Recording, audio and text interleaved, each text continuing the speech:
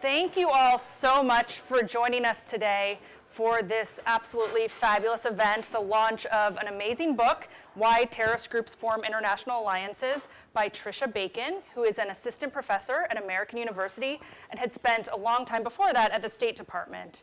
I hope you will join me in welcoming Tricia.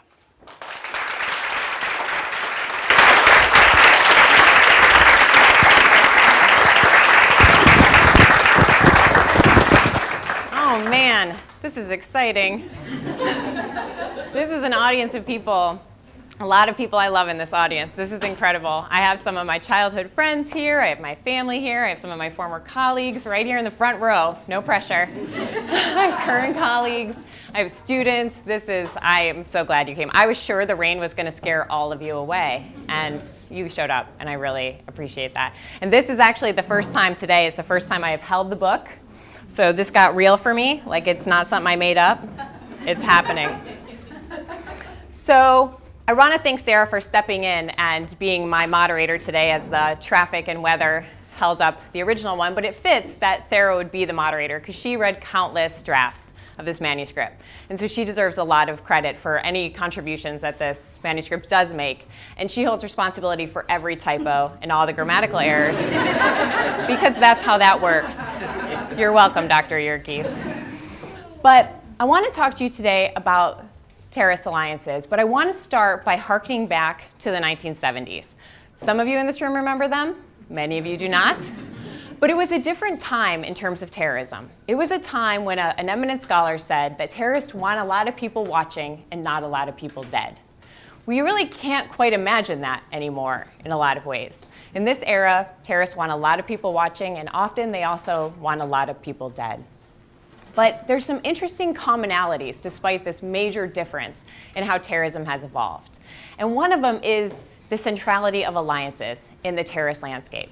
That terrorist organizations, when they're in trouble, will seek alliance partners from other terrorist organizations to compensate for weaknesses, to improve their efficacy, to survive even in some situations.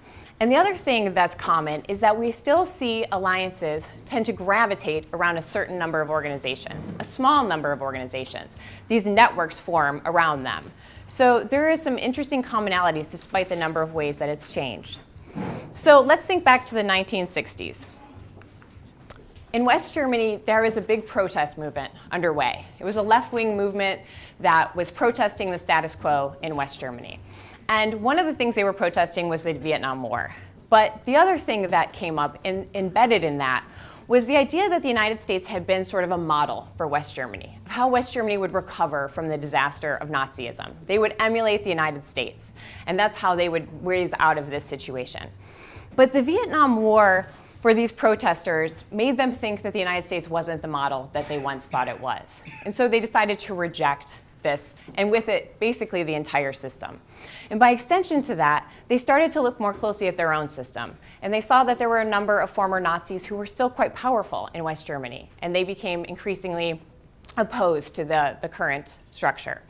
So they engaged in a number of protests, and over a couple of years, they realized that they're not accomplishing all that much. And there's a radical component within these protesters who, after an incident where an unarmed protester was shot in the back and killed, and this iconic photo appeared all over newspapers in West Germany, they decided that they were ready to escalate to violence.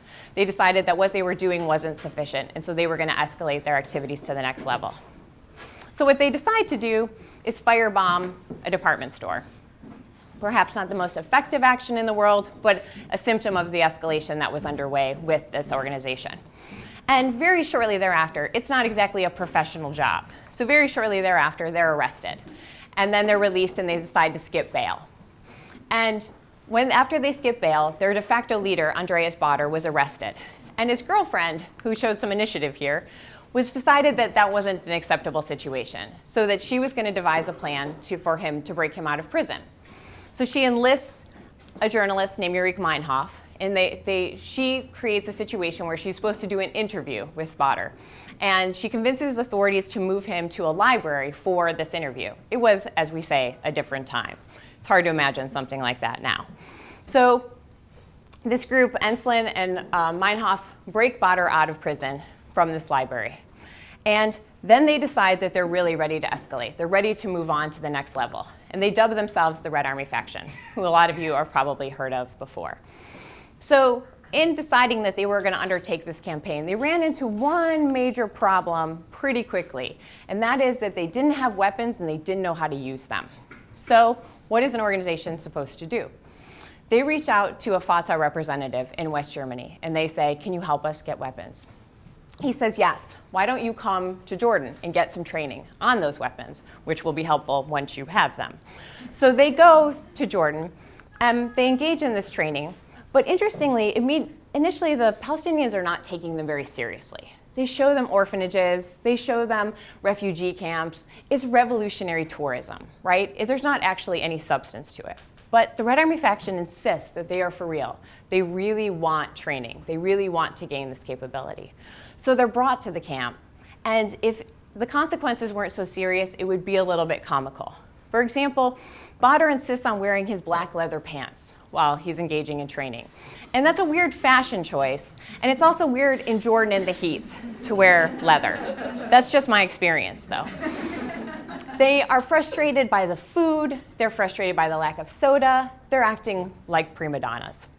They insist on having mixed gender sleeping arrangements, which their culturally conservative hosts are not on board with. So they complain and they start to act out. One of the things they start to do is they start using their ammunition sort of endlessly. They're not really shooting at anything. They're certainly not hitting very much, but they start shooting a ton. And their trainer gets very frustrated with them because the other trainees have their ammunition rationed. So he decides, I'm going to ration theirs too. This is going to be an equal situation at this camp. Well, they do really what only a normal person would do when they get their ammunition rationed. They go on strike at a terrorist training camp in Jordan. So that's one way to handle that. But while they're on strike, the women decide it's sunbathing time. And they go out in the Jordanian sun without sunscreen, and they sunbathe, further exacerbating the cultural problems with their hosts. Then a very serious Fatah militant shows up.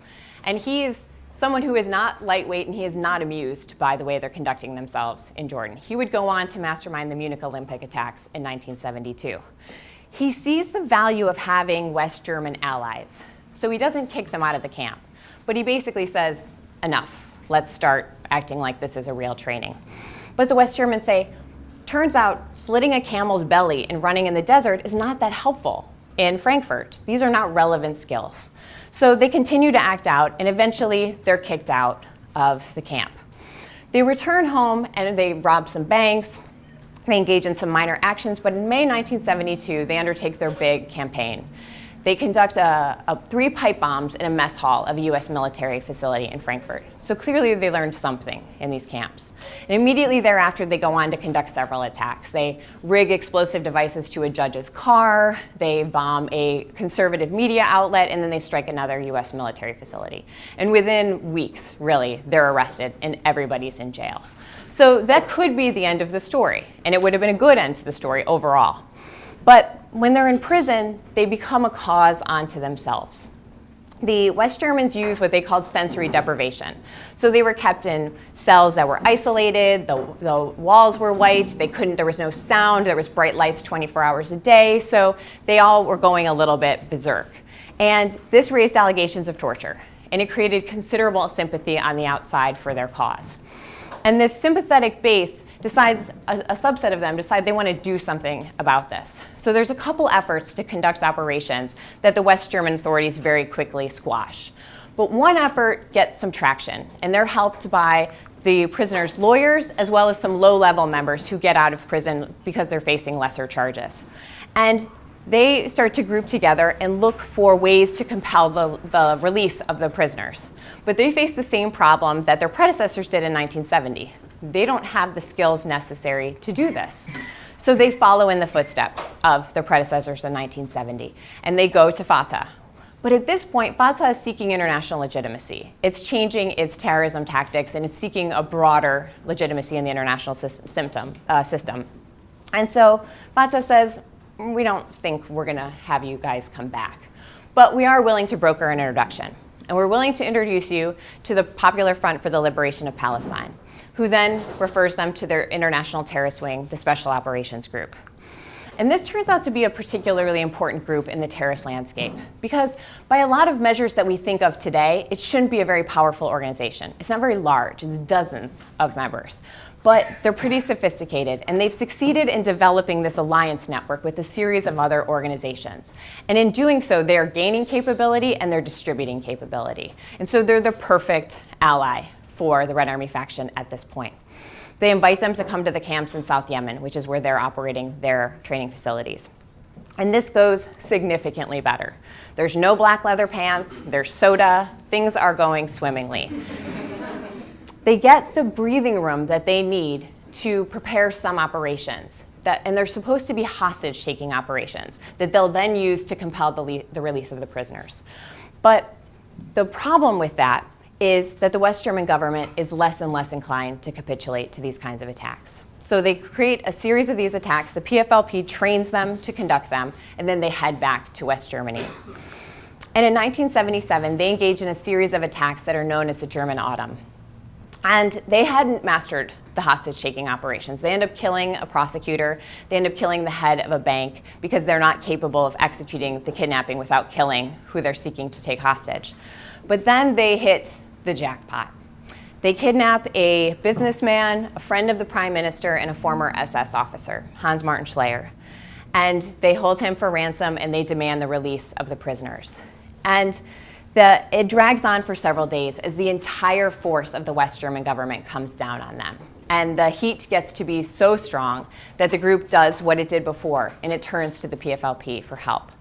And they say, all right, come to Iraq, where they also had a presence. You can hide here, you can ride out the wave. More than that, we're willing to conduct an additional operation to add pressure to the West German government. And they conduct the following month a hijacking of a plane that's going from Mallorca to Frankfurt. And it carries about 86 vacationers on board. They have some trouble finding where it should go. They've issued demands for the release of the leaders in Germany. And finally, they land in Mogadishu. But the Siad Barre regime had allowed them to land, but now it sort of changed its mind under the international pressure that came. And they allow the West Germans to launch a rescue operation that saves the remaining hostages and kills 3 of the attackers. This, as far as the prisoners are concerned, is a massive problem. They have become frustrated with these efforts to free them, and they decide this is the time to end it. And they stage what appears to be a staged suicide to look like murder. Now, some people do think they were murdered. There are questions about why there were guns and knives in their cells. But overall, the sense is they staged this to look like a murder. Back in Iraq, their followers are desolate. They are inconsolable. Some of them leave the group, and some of them just don't seem to know what to do. But once again, the PFLP Special Operations Group steps in and allows them to find haven when they're in this interim period where they're not really conducting operations, they're not really sure what to do next. A couple years later, they'll go on to form a coalition of what they called Euro-terrorist organizations, fellow left-wing groups. They launch a terrorist campaign throughout the 1980s. They strike US military facilities, they strike business targets, and they last not only past the collapse of the Berlin Wall, but until 1998, far past when most people would predict a left-wing group would continue to have resonance. So why do I bring this up? I think it illustrates 4 things that I want to highlight. And one is that even in a time where people wanted a lot of people watching and not a lot of people dead, terrorist alliances were still quite dangerous. They were something that significantly increased the capability of these organizations. The second thing I want to mention is that these alliances are not easy to form. In one of the cases, it failed. In the case with Fatah, the alliance, they had a delightful time together in Jordan, but it didn't evolve into an alliance. And that's because there's a lot of hurdles to these kinds of relationships at the same time. There were, of course, these cultural and linguistic barriers. But there are also barriers that these kinds of alliances increase the counterterrorism pressure that groups experience. They generate new enemies that groups have to contend with. They raise the possibility of infiltration, and they raise the chances that groups' activities will be detected, because there's often a lot of discussion and negotiation that goes on with this. The one thing I would particularly want to highlight is While we often think about these relationships as being motivated by shared ideology and common enemies, those certainly existed in these cases that we looked at. They did share an ideology and they did have some common enemies. But those weren't what motivated the alliances.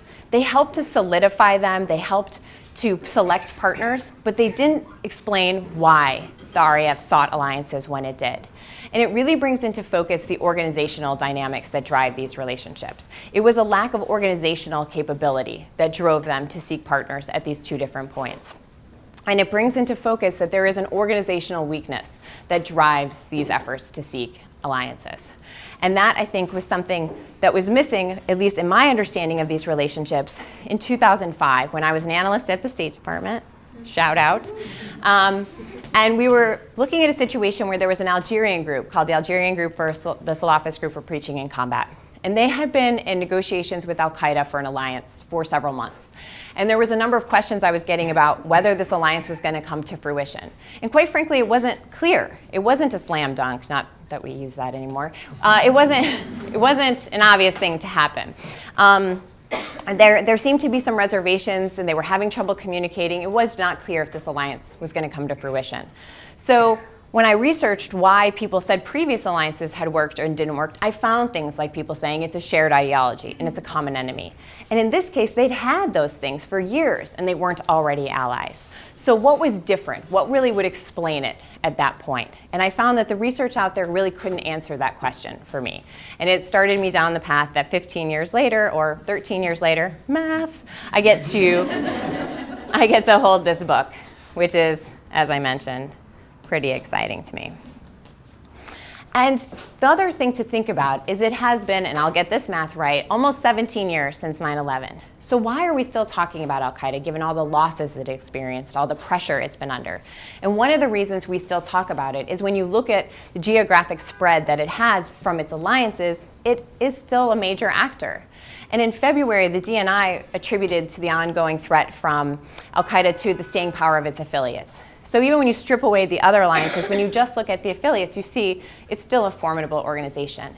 But if you were to just look at Al-Qaeda alone, if you were to strip away its allies, you'd see that even in Afghanistan and Pakistan, it loses a fair amount of its strength and power. It's a much different threat if you strip away its alliances. And last but certainly not least, we saw ISIS follow a very similar pattern in creating these alliances with groups in dozens of countries and anointing them as their allies, as their wiliats. And now that ISIS is experiencing the losses that it has, it can do what Al-Qaeda did, and that is to rely on these organizations to help it to show that it's still viable in the face of the losses that it experienced.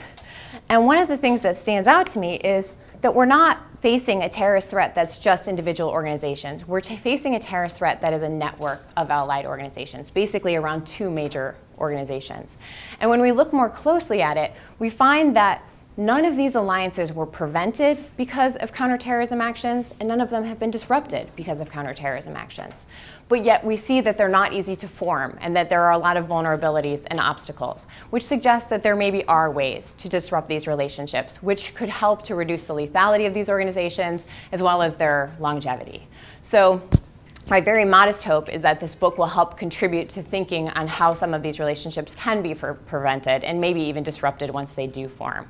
So with that, I will open it up for questions, but I have to do one thing first. I have to take a prerogative, and that is that I have to thank the person that my book is dedicated to, Tricia Bacon, who came here today from Cleveland.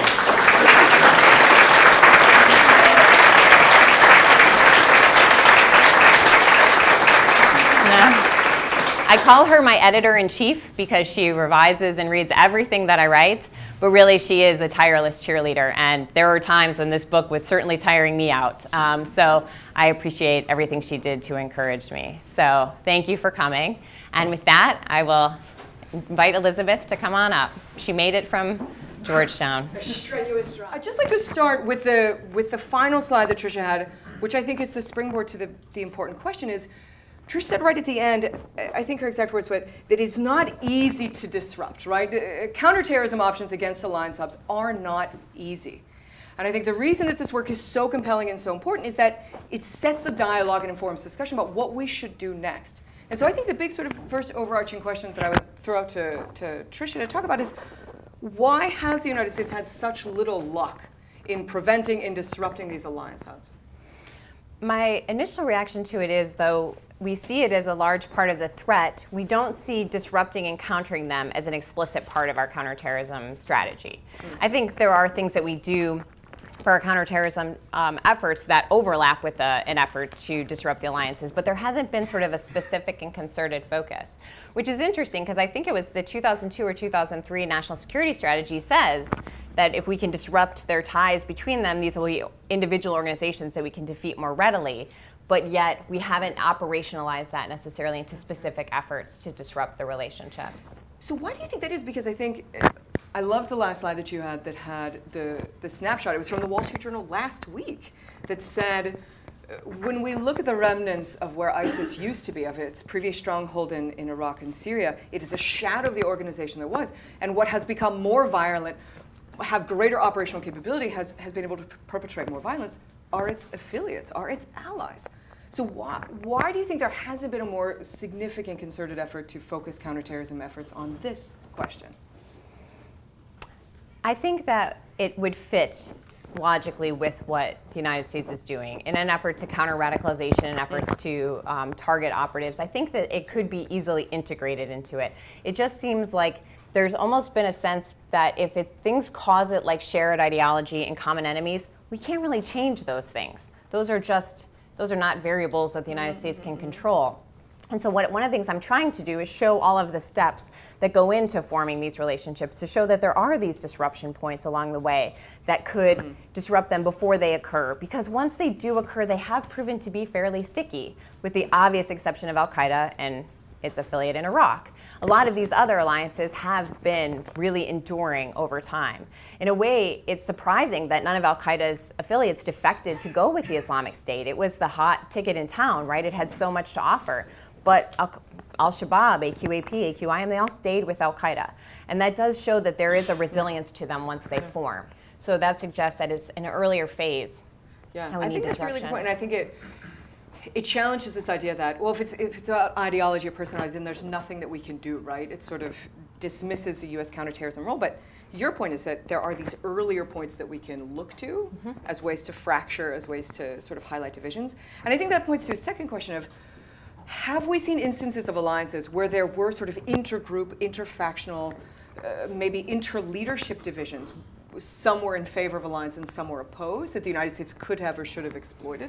I would actually say that's the norm rather than the exception. That in the vast majority of cases I looked at, there was dissension internally about whether the alliance was a good idea.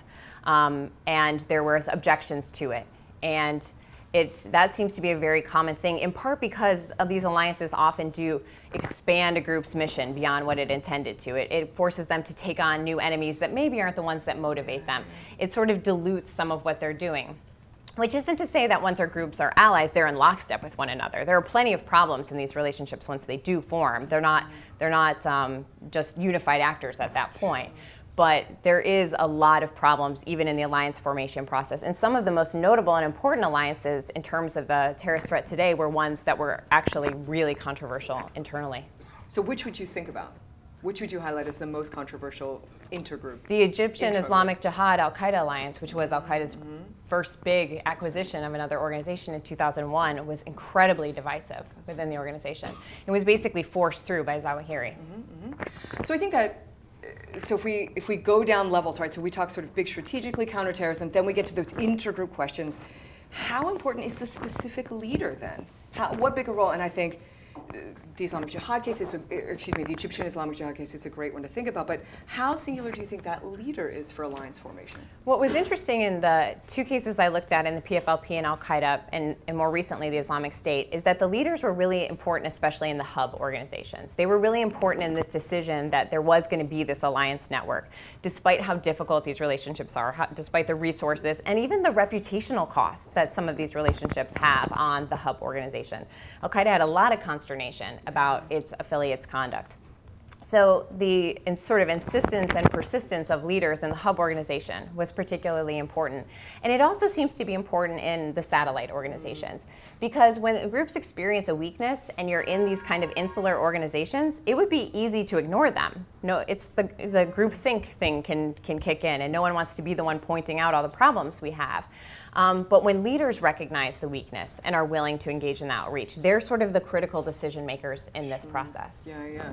So if we talk about what are all the factors that cause these alliances to form, what's the flip side, right? Like, what are all those factors that cause hubs to dissolve, that cause alliances to end? The question of what causes alliances to end is probably different than what causes them to form. And that, I think, is one of the interesting next questions to examine in this process. Because I did mention there is so much resilience in them, is the question of why they break. And we look at such a visible example like Al-Qaeda and the Islamic State, a lot of that seemed to be that the two leaders really had massive ego problems that didn't work well together. And it can be idiosyncratic things like that that can be a really important piece of it's not so much a puzzle, but a very important piece of what happens. And so there is that element of personality, but it's not quite what people have thought it is.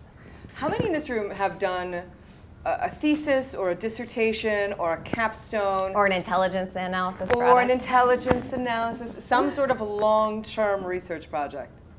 I was like, people, I know that. I was like, I think everyone in this room. What I would be interested in knowing, because in the process of writing this, there's so many hypotheses that you introduce and then discard. There's so many approaches that you think will be the right one, and then you get a day, a week, 5 years down the road, and you discard it. So what were the explanations that you considered and then ultimately rejected as explanations for why hubs form?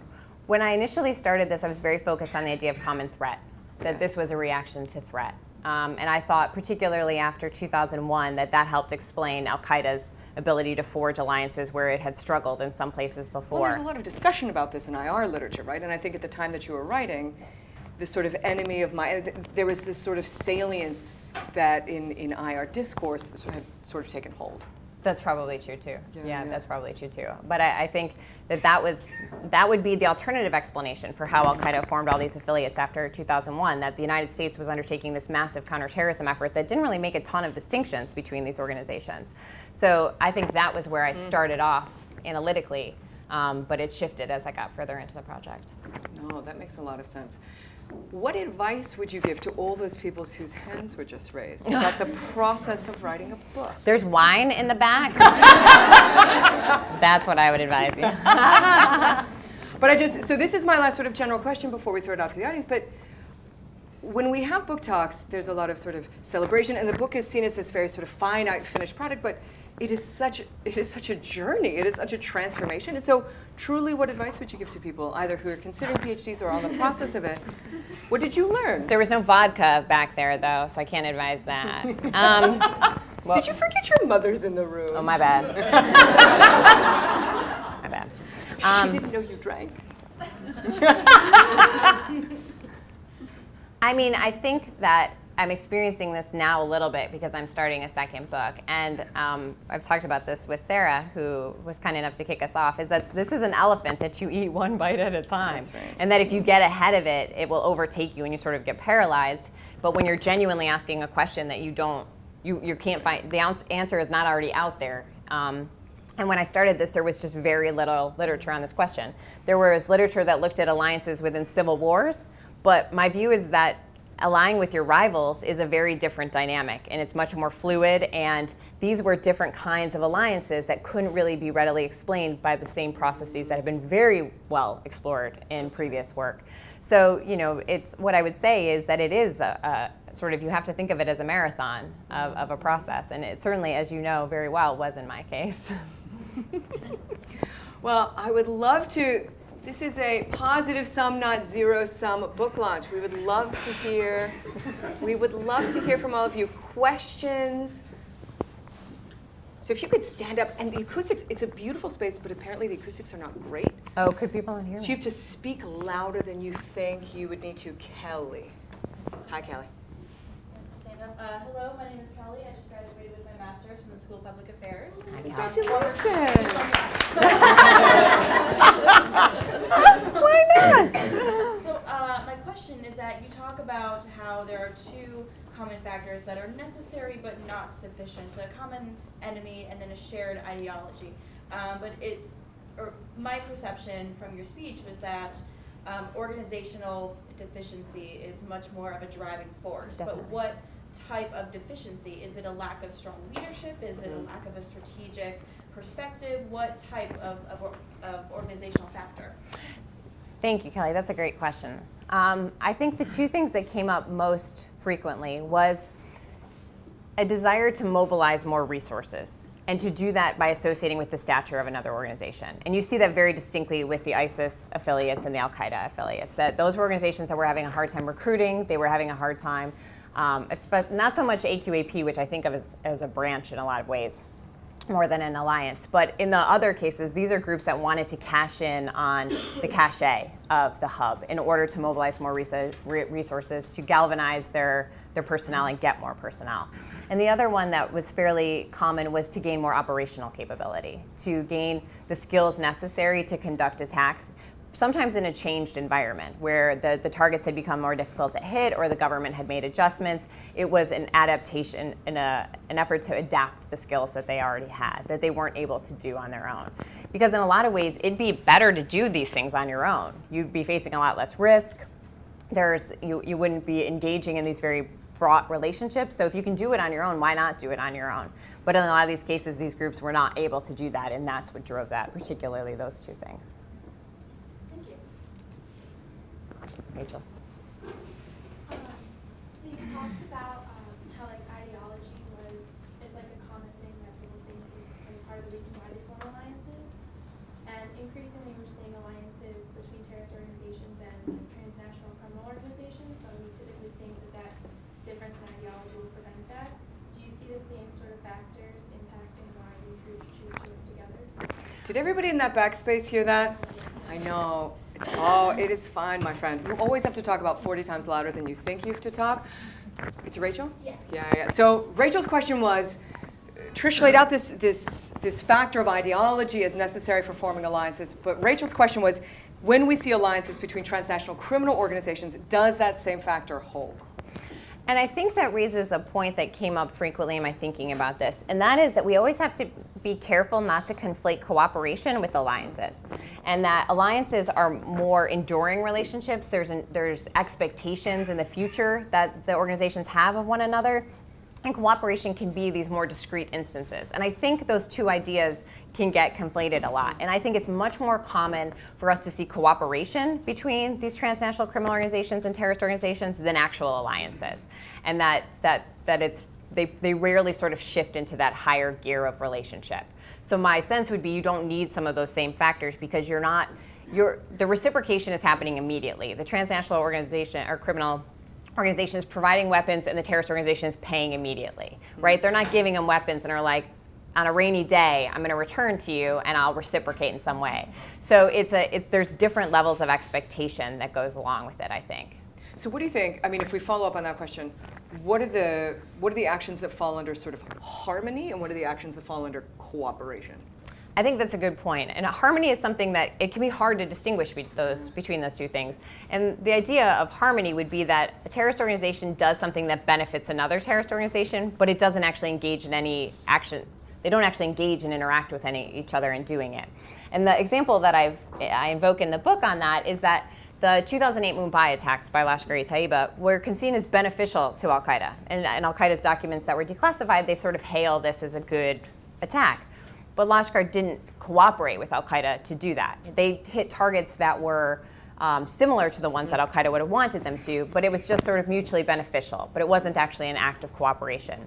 If Al-Qaeda had suggested the targets, provided weapons, provided money, that's an act of cooperation. So that's the distinction I would make. And I think parsing that out is essential because there was so much discussion at that point of commentators and policymakers saying, oh, this means that LET and Al-Qaeda are aligned, right? This means that now they're cooperating, when in fact it simply means there's a sort of harmonization of interests rather than true cooperation. Mm-hmm. So there's a question next to Rachel, right? Now he's like, not me. Talk to me.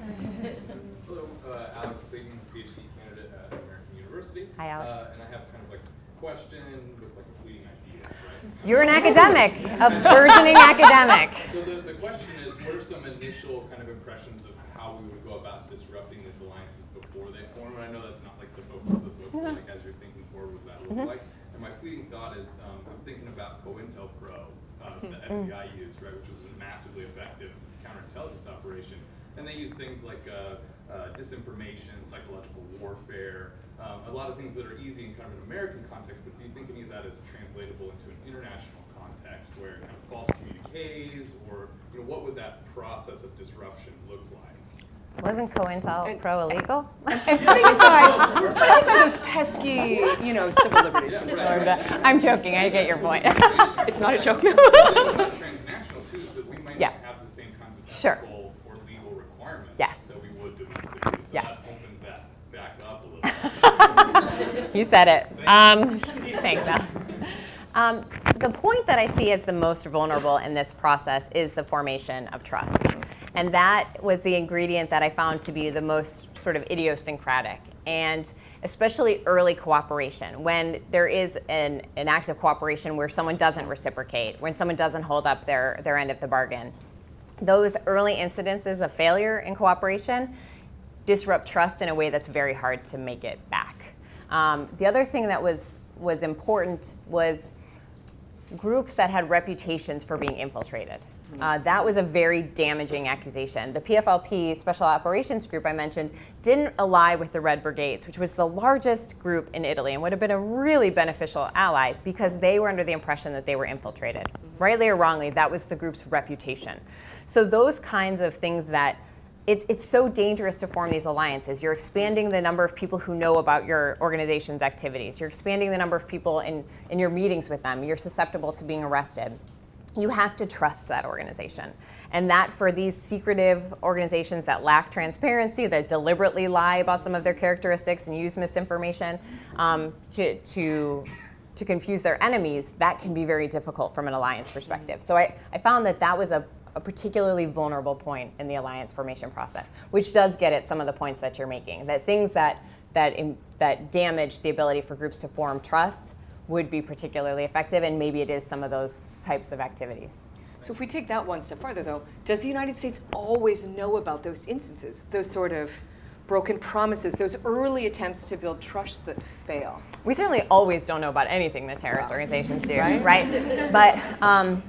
But what was interesting to me was the motivating event. In looking at this Alafis group from Breaching and Combat, we were watching to see what was going to come of this. We were aware of it, and it did come to fruition. And so there are times that we do know that these alliances are coming down the pike. And oftentimes, interestingly, organizations will be very vocal because they don't have the existing connections. So we saw a series of organizations that declared they wanted to be part of the Islamic State's network. They aren't hiding that intention. So sometimes they're deliberately signaling that because that's how they're signaling to each other as allies as well. So they're not necessarily that covert. But do we know of the instances of broken trust, of broken promises? It depends how closely we are monitoring an organization. I'm looking at my intel colleagues. I'm looking at the individual who recommended for the breaking of civil liberties in the United States. Other questions? Marina.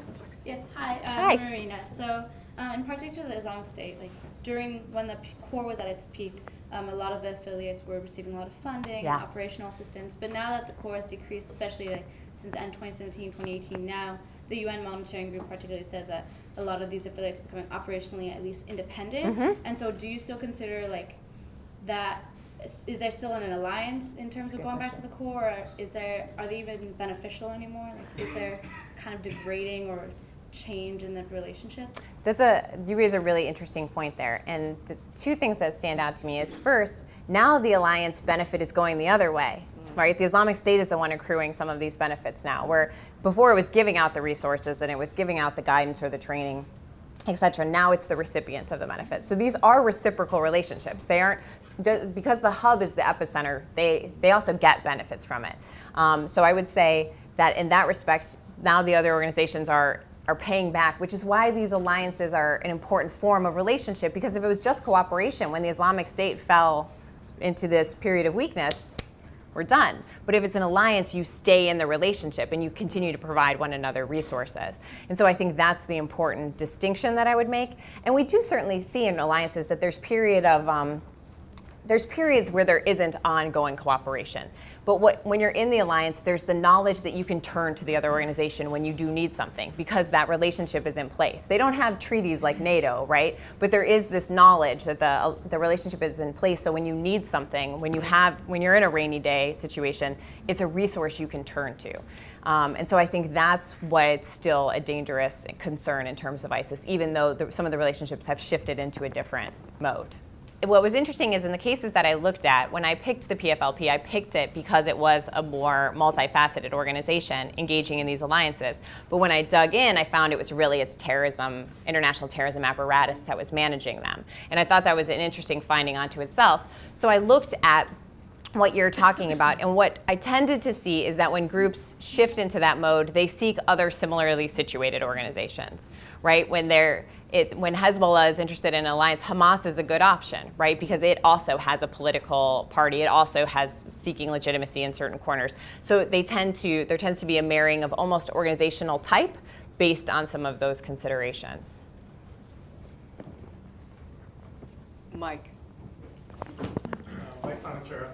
So my question is that if we can broadly generally classify groups as waxing or waning at any given time, it would stand to reason in my mind that that would influence the way and the terms that they would use, to make alliances with other groups. And specifically, we talked a little bit already about ideology and having ideological match. But in my mind, at least, you would think that if you're waning, your ideological flexibility might be greater than if you're a growing group.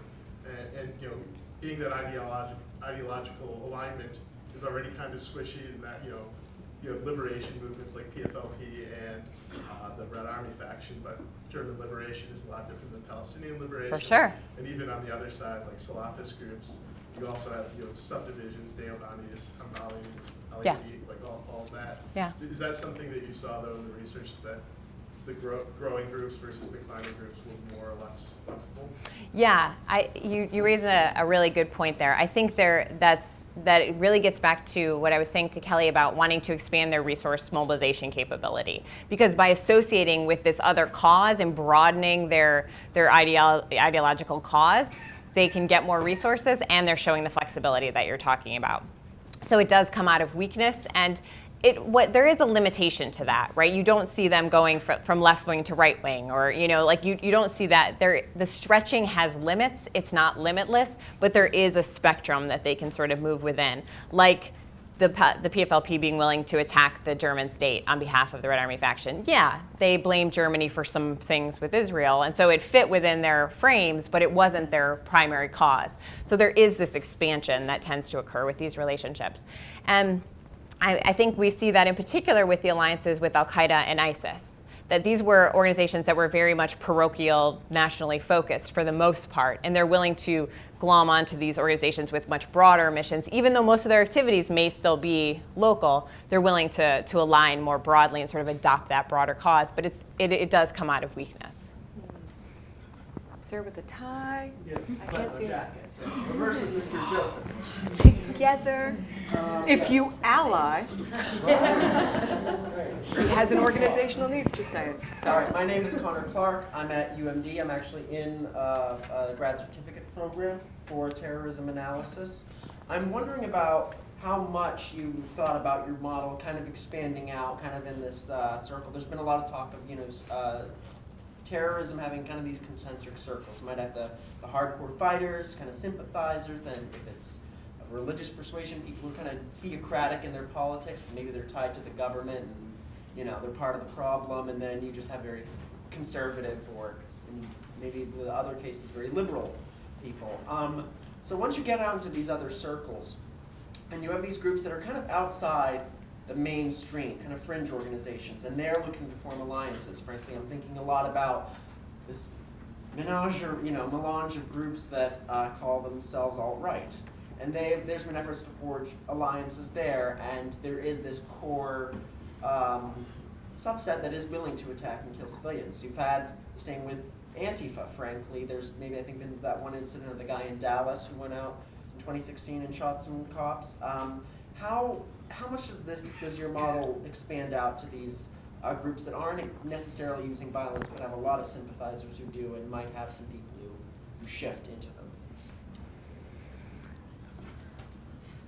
I think you raise a couple interesting points there. I don't have a good sense that this expands to nonviolent groups at this point, especially because a lot of the dynamics you're talking about get into the rivalry component to it. Right. You're talking about right-wing groups that are all operating like in the United States, for example. So there's cooperation and there's rivalry at the same time because no one wants their rival to surpass them. So there are some of those when they're operating within the same realm that come into play as well. And I think that those kinds of alliances are important too, but they're probably also explained by some of the existing work on alliances within insurgencies. Not that we have insurgency in the United States, but some of that same literature is probably closer to the question than my work is.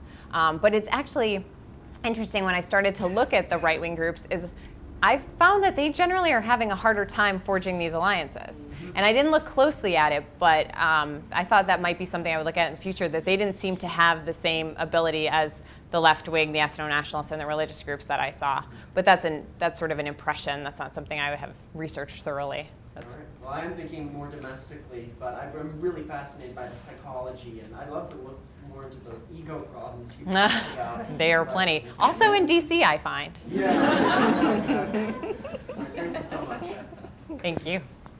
All the way in the back, are you wearing a baseball hat? Yes. So my question might be a little bit beyond the initial scope of your book. One of reverse students. That's true.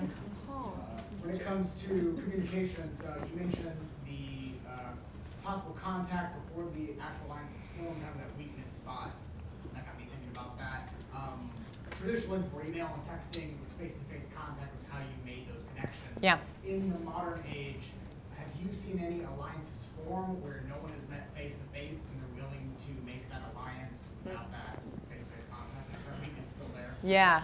I think that there's a lot of expanded capability that comes with the technological advances that you talk about, but there's so many risks too, right? And we see this even in the recruitment sort of realm, the concerns that there's infiltration of those, there's spies, and we see this with foreign fighters when they arrive in conflicts. There's got to be a way to vet people. And so I think you can engage in some level of cooperation and some level of contacts, but there's two problems with it. One is that you could be infiltrated, and the second is that you can be intercepted. And so that doesn't mean that there isn't some cooperation that's going on, but I'm not sure that it can fully substitute for actual personal relationships amongst people and actual contact. And I think that's why in the hubs cases in particular, all of them have had havens. And that really facilitates the ability to engage with other organizations. In the PFLP and the Al-Qaeda case, they had state-sponsored havens. ISIS was able to carve out its own haven. So as long as they're able to do that, that facilitates an ability to actually interact that can satisfy some of those concerns, but a lot of it may also occur online. I think we have time for 2 more questions. You've been so amazingly patient. Thank you. Appreciate it. I'm Hannah. I'm studying history at Yale. So I apologize if this question is kind of up in the... Wait, Ryan in the back with the hat. Can you hear Hannah's question? Yes. Oh, perfect. I was going to apologize if this question is kind of up in the clouds for the IR people who really know the details of what they're talking about. But I was Big assumption there, Hannah. for some of the IR people who know what they're talking about. I was really curious about where this comparison, or I guess this examination of the alliances between leftist groups and Islamic terrorist groups has kind of how that's led you to thinking about the nature of terrorism itself. Kind of what does it mean that Germans who are protesting American hegemony, kind of from a leftist perspective, find common ground with Islamic groups? Kind of, I guess, not so much addressing groups like Hamas and Fatah who are talking about national liberation, but groups with more global aspirations. To what extent are they kind of all working within the context of American hegemony, all working kind of within this like globalized modern world and protesting that? I think Olivier Roy makes an argument kind of along these lines. Mm-hmm. I'm curious if your research has led you to agree with that, kind of what your different perspective coming from a more grounded background than an academic is. When I was digging through a bunch of archives, I found this CIA analysis from like 1972. And they argued at that point that all that was needed for terrorist groups to cooperate was a common disagreement with the current system. And I remember thinking, uh-oh, we'd be in trouble if that was the case. And that was one of the things that I didn't find was the case. And again, this may be the differentiation between cooperation and alliances, that there can be these instances of what I would call discrete cooperation between these uncomfortable sort of bedfellows, but actually them evolving into alliances to these sustained relationships that involve these expectations of future cooperation and that don't require immediate reciprocation. Those across ideology, the way you're talking about, were much less common. And some of the accusations that, you know, right-wing extremists from Germany allied with the PFLP, for example, and so there was what drove that. When I interrogated some of those, they came to some of the camps, but I didn't find them evolving into alliances. They seemed to hit a ceiling or some kind of hurdle that they don't quite get beyond that point. So what I would say about that in general is that, sure, that cooperation can be very dangerous, but it doesn't produce the same kind of gains for the organizations because it doesn't evolve all the way into alliances, in what I found, anyway. All the way on the end, yes. Hi. Elena Pakalova. Hi, Elena. Again, congratulations on Thank this you, Elena. tremendous achievement. While doing your research, did you find that some groups really use the narratives and the rhetoric of being allied, while when you really examine them, they're not that allied? Yes, for sure. And that was something that I think that's one of the things that makes it hard to parse through these relationships at time when you have moved from cooperation to alliances. Sometimes there's more rhetoric than action, if you will. And I think that the rhetoric is not, I don't dismiss the rhetoric because I think the rhetoric can set the stage for cooperation at different phases, but especially when they have a hard time accessing each other. It's a way of affirming to one another, we're still in this together. And so I think it still has importance, but it doesn't substitute for actual cooperation. And I wouldn't call a relationship that's just rhetorical an alliance. I think that's a great question, and I'm surprised that we've gone more than an hour and there have been no heckles, no jeers from older brothers in the crowd, which is my deep surprise. My mom is here, that's why he's not allowed. So if you could join me again in giving an enormous round of applause to the remarkable